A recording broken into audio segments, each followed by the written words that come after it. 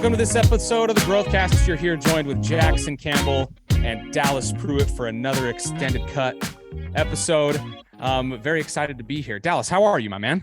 Oh man, I'm so good. It's starting to get springtime here in my neck of the woods. So I'm super pumped, man. It's getting warm. Good, dude. I've been Beautiful time of the year out there for sure. Great for time. Sure. So, awesome, man. Well, thanks for joining us today, dude. For those of you who are just joining us for the first time here on the Growthcast, my name's Jackson Campbell. That's Dallas Pruitt. And we are here Monday through Saturday. We have episodes here on the Growthcast Monday through Thursday. Just give you a quick little rundown of what the Growthcast is if it's your first time here. Monday through Thursday, we've got Dallas Pruitt giving us daily drips, 3 to 5 minute mindset episodes that really get your mindset proper for the day.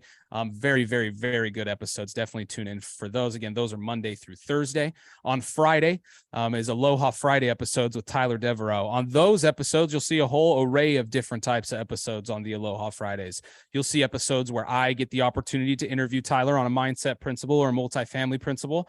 And then, or you'll see Tyler interviewing students of the multifamily mindset who have found some success in their mentorship program.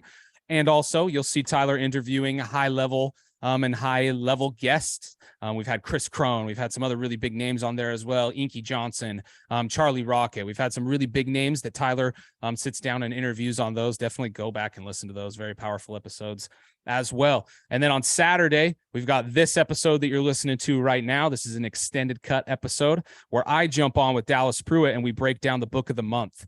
The book of the month this month, what we'll be talking about this month and today is Ikigai, the Japanese secret to a long and happy life. Today, we're going to hammer down on one of the principles that book teaches. But Dallas, anything you want to add that I may have missed before we dive into the subject here? You did a great job of covering all bases. We're grateful for the community that continues to grow. And we're a little bit multifamily. We're a little bit mindset. We're a little bit of everything. But at the end of the day, man, we're in the business of helping people grow and helping people thrive instead of just survive. And man, you covered all bases pretty well. Right on. There is a survey in the podcast description as well. If you haven't taken that survey yet, please go ahead and take that survey so we can gather some data from you there. We would appreciate that. But Dallas, today we're going to talk about the principle in Ikigai, the principle of living in the moment. You teach this as being where your feet are. That's how you like to verbalize it and how you like to teach it. But Dallas, for you, just give us a real quick definition or explanation of what it means to be living in the moment. Yeah. Okay. Being present with all the things that are transpiring in real time right in front of your face. And mentally being present and physically being present. Yeah. And so that you can impact that situation and just fully experience it. It's so easy to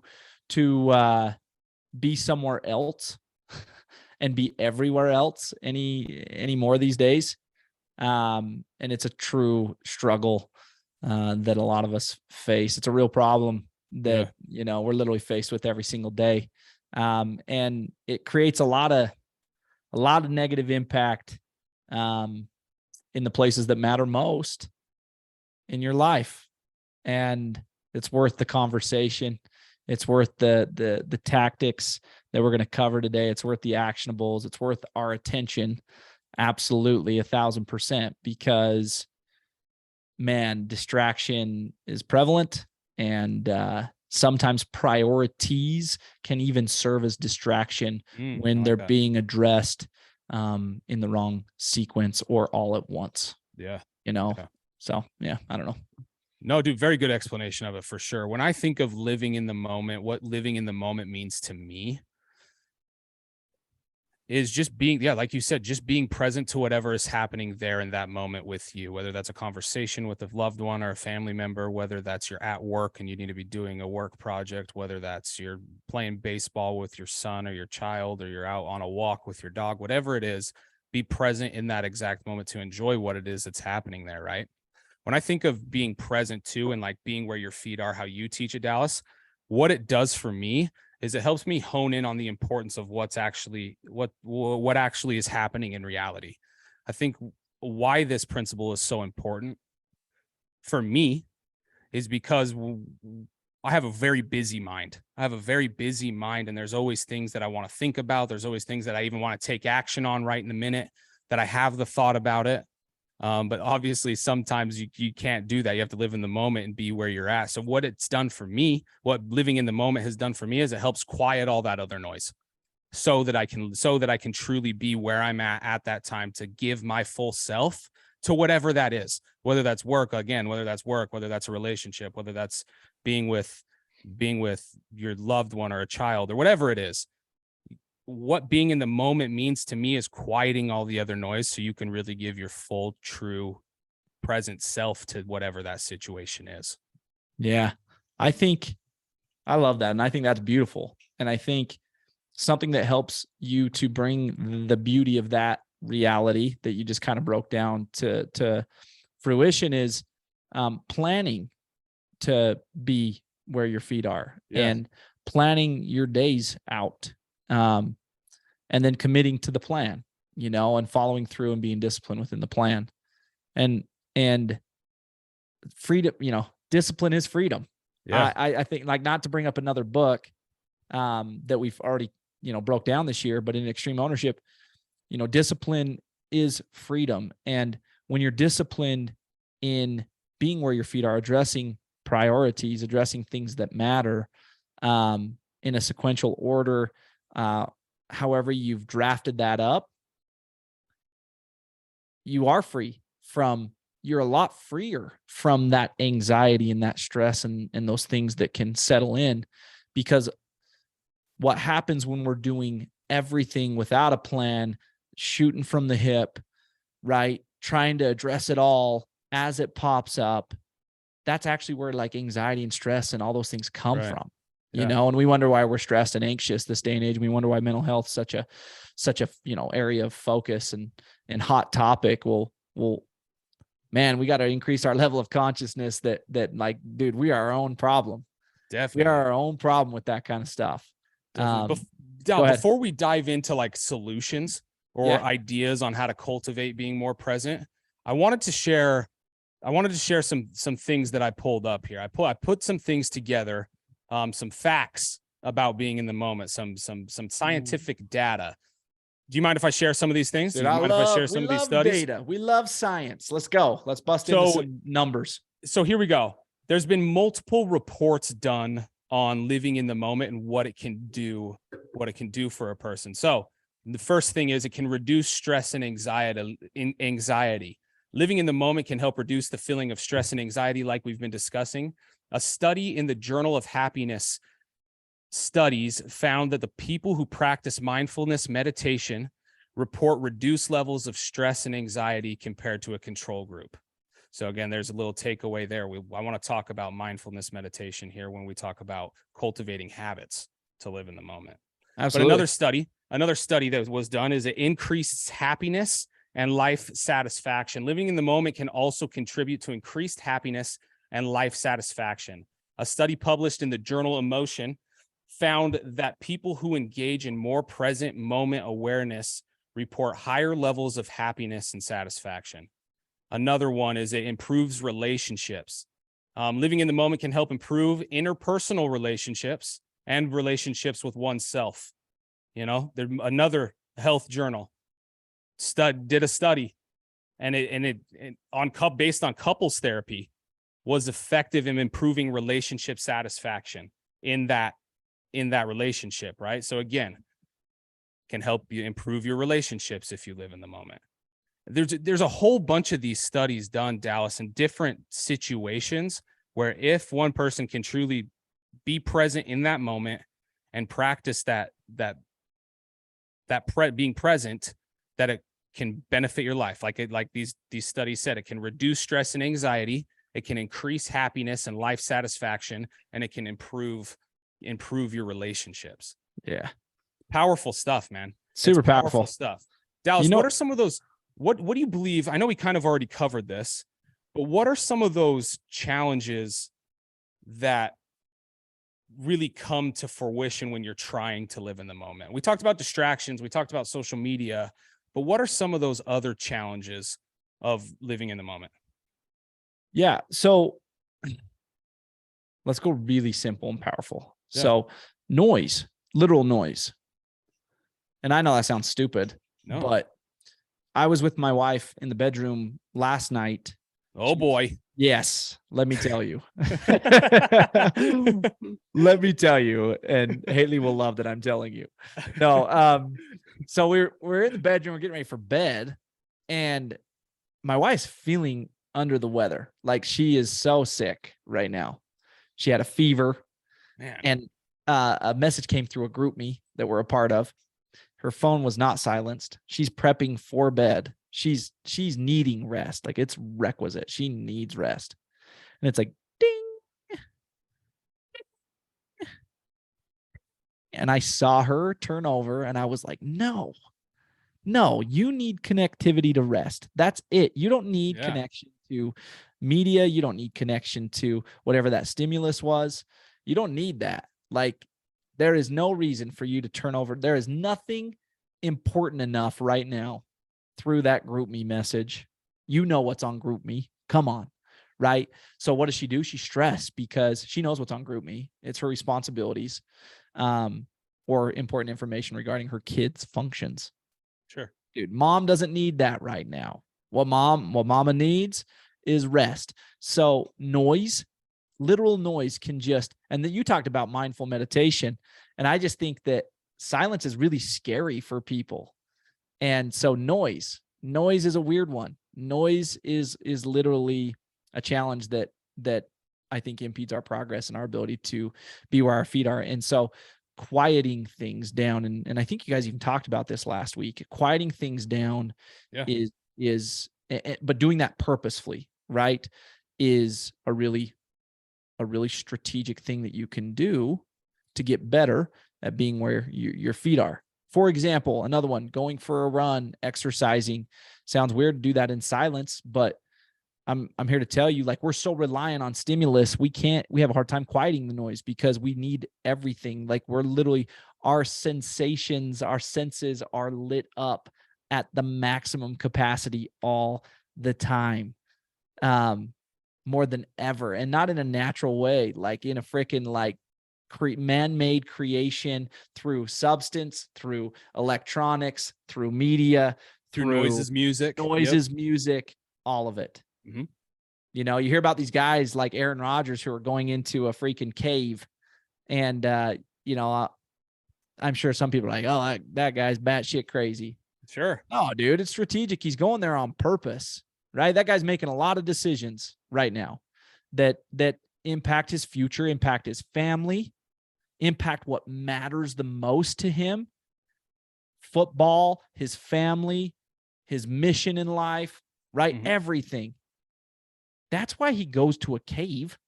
He doesn't go to a cave because it gets him on some podcast. No. He doesn't go to a cave because it makes a cool article. He goes to a cave because the guy is experiencing noise and distraction at probably a higher level than the average human being. Yeah. You know, so that's so what does he do? No, dude, it's so good. It's so good. Dal, you said one thing when going through that first example, when Haley reached over to grab her phone. I wanted to kind of get into like what we can do and things we can notice to cultivate habits that are going to help us be present and in the moment and live in the moment. I wanted to do that a little bit towards the end of the episode, but you brought it up. So I just want to go straight there, man. Yeah. I think we all know, I think mostly because we can kind of skip over this because I think we all know how we get distracted. Everybody's got their different things, right? Some people it's social media. Some people it's a certain social media. I mean, it's a TikTok or Twitter or Instagram, whatever it is. You know, everybody knows what it is that distracts them from their purpose and from what's really important. I don't think we really need to spend a ton of time on that. But one of the things that you said that you told Haley when she reached over to grab her phone that I noticed that it really like rung straight in my ear is you said, you don't need to connect with your phone right now. You need to connect with sleep. Yeah. And when you said that, for whatever reason, it just made so much more sense to me about being present and connectivity, right? When you're truly connected with sleep, noise isn't there, right? In this example, you don't hear anything. You may think things, but it's dreams and subconscious thoughts. You're present in your sleeping moment. You're connected with your sleep. It's the same thing when you're like being present with an individual. You're right there and you're being present with them, and you're trying. What is being present? What does being present mean, though? It's connecting with them. It's connection. It's being there with them and connecting in that moment on that conversation or that problem or that victory or whatever it is. It's connecting with whatever that is to be there in that moment. Yeah.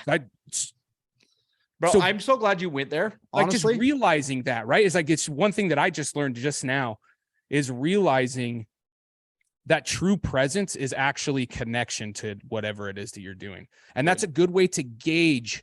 It's a good way to gauge your connectivity too. Like it's a good way to gauge your presence. It's a good way to gauge, are you truly living in the moment? Do you feel connected with that moment? Because if you feel connected with that moment or that individual or whatever it is that's happening, then that's a good indicator that you're actually being present where your feet are. I'm so grateful that you went that direction. When you were reading through the data and you were reading through the research, then you asked me a question. But before you asked me the question, I had this recognition that I wanted to slide back into the data and the research, because within the data and the research, as you read through that, and we could read through more, you have more that you've got included, and maybe we'll share that on some media fronts for everybody. But connection to people and connection to purposeful work. The reason that data screams what it does is because those two things are what drive growth, in my opinion, is the growth cast, right? Connectivity to people and connectivity to purposeful work. And yeah, then there's these other connections that we have to make. Teach the principle of disconnect, reconnect. There's a whole chapter on it in an upcoming book that you can soon buy written by Dallas Pruitt. Okay. Right now it's automated in a lot of our other learning fronts, but disconnect to reconnect is the principle. And what I mean by that, and what we're talking about, is this data, and we're talking about connectivity to the things that matter. And a lot of the time, in fact, the highest up on that hierarchy list for majority, right? Connectivity is something higher than you, something outside of you, right? God, God's, whatever it is, whatever your belief system is, connectivity to something bigger than you, something outside of you, right? A driving force. And then connectivity to people and connectivity to meaningful work, purposeful, mission-based work, like your unique path, like your journey to bringing good to the industry you're in, to the world, all that stuff, and who you are. So that's that research in a nutshell, right? Like, and so I think for me, again, coming back to being where your feet are, it is connection, bro. You hit it right on the head. That is being where your feet are. It's connecting to what's happening, what's transpiring, coming back to that original definition. That's what it is. It's connection. And we've all been there where we've experienced a lack of connection because of a distraction, because whether we were the sender, meaning like we were the disruptor in that connection, or we were the recipient, we were the receiver of that disruption of connection. How did it feel on both ends? I mean, it's a good question to ask ourselves. Like, how did that feel? It doesn't feel good. And it feels empty. If it doesn't feel good, and maybe it doesn't feel bad, but it feels empty. There's nothing there. There's no substance, or the substance lacks, meaning the impact and the power of the situation at hand lacks. You could take, for example, watching a sunset. We were talking about the sunset in Maui before we jumped on here, and you're watching the sunset. Well, you're up on a porch at Tyler Devereaux's house, right? He shows his sunsets from his home. And I think about that, and I think, how many people have watched the sunset in Maui and they lacked the connectivity to that situation because they were watching it through their phone, and they were worried about posting that to social media to share with the world. And they were really focused on the reaction they'd get from the situation they were in. And they didn't even extract the power of that situation because they did not even connect to the situation. They did not live where their feet were. Maybe their kids were with them too, right? Like now we've compounded the problem by adding different layers, right? Because then you bypass not just the connection to that moment at hand, but you also bypass the connection and the relationship that you have with your kids and the contact that you could have had, physical contact even, right, in that situation with the people who you were surrounded with. Yeah. So when we really start to break it down, it's easy to see why the data speaks the way it does and how it all boils right back to connection, man. And so I am so grateful you went to connection, because it's one of the most powerful driving forces that exist for us as people is connection. Dude, it's honestly the best question you can ask yourself when you're with your family or when you're working on, dude, literally, it's one of those questions that you should just check in with yourself often. Am I connected to what I'm doing right now? Am I connected to what it is that I'm doing right now? Because if I'm truly connected to what it is that I'm doing right now, then like all of these things that we talked about, all this scientific data can benefit you.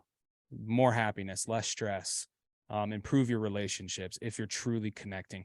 Dal, we're gonna end there, brother. I don't know how long this one went. This might have been a shorter one than usual, but I think the principle is it's very clear. It's very clear this episode. So if you want to be more present, if you really want to be more present and have more impact on what it is that you're doing, connect with it. Connect with it. So good. Totally. Dallas, thank you so much, man. I learned a ton today. I appreciate you, brother. Anything else you want to add as we wrap up here? Yeah, thanks for setting me up, man. You set, I'll spike, and vice versa. But I want you guys to set. That's the only thing I'll end with is we ask, and I just wholeheartedly want to ask again, and we'll continue to get better at asking. We want you to set us up. You as the listener, we really truthfully, wholeheartedly, again, connection, like that's one of the things that I would love to have better in my life, is just better connection with this listening community here on the Growthcast, this engaged community that's here on the Growthcast. We're continuing and will continue forever to build better and create more resources regarding everything that we cover here often and on a regular basis, through education, through tools, through resources. And we are just getting started. And I literally mean just getting started. So please connect with us, connect with the things that you need more of, that you need help with.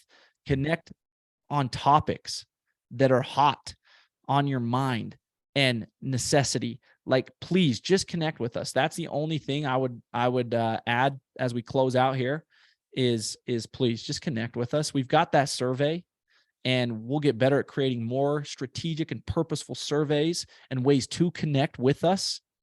Can guarantee that. All we ask is join us in that process. We would really appreciate it, and we're very grateful for you. So connect with us. Yeah. So I think I'd say. Thank you so much, man. Connect with us. Fill out that survey that we've got in the bio. That's a great way to connect with us and give us some feedback as well. Leave us a rating, leave us a review, share this with those you think could benefit from it. Dallas, thanks again, my man. Thank you, everybody, for listening and for tuning in week and week out. We love y'all. We appreciate y'all. We hope you have a great rest of the weekend or day, night, evening, wherever it is or whatever time it is that you're listening to this episode. Hope you have a great rest of your day. Love y'all. Thanks so much.